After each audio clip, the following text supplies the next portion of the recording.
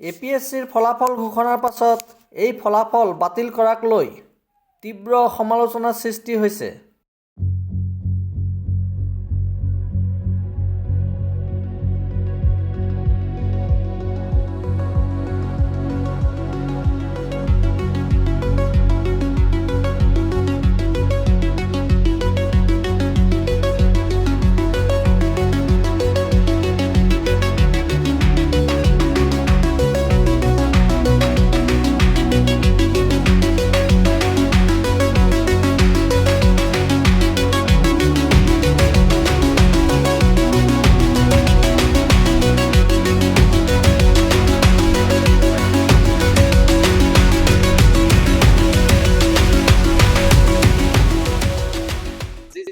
অসম লোকসেৱা আয়োগে আজি যি না ভূত না শ্ৰুত আজব কাণ্ড সংঘটিত কৰিছে তাক গৰিহণা দিছো আৰু ইয়াক কোনো কাৰণতে গ্ৰহণযোগ্য নহয়।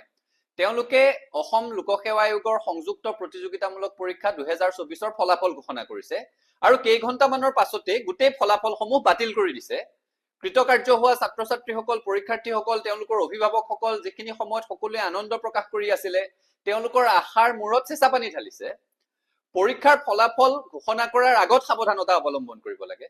পৰীক্ষাৰ ফলাফল ঘোষণা হোৱাৰ পাছত এই ধৰণেৰে কৃতকাৰ্য হোৱা ছাত্ৰ ছাত্ৰীসকলৰ, তেওঁলোকৰ অভিভাৱকৰ আশা, সুখানুভূতি, আনন্দত এই ধৰণেৰে কুঠাৰাঘাত কৰাৰ অধিকাৰ অসম লোকসেৱা আয়োগৰ নাই। গোটেই বছৰটোত তেওঁলোকৰ কামটোৱে হৈছে পৰীক্ষা পতা এটা অনুষ্ঠান, আৰু সেই নিজৰ একমাত্ৰ দায়িত্বটো যিসকলে দায়িত্ব সহকাৰে পালন কৰিব পৰা নাই, সুকলমে পালন কৰিব পৰা নাই, অপদাৰ্থ প্ৰশাসনৰ ইয়াতকৈ জ্বলন্ত উদাহৰণ আৰু নাই।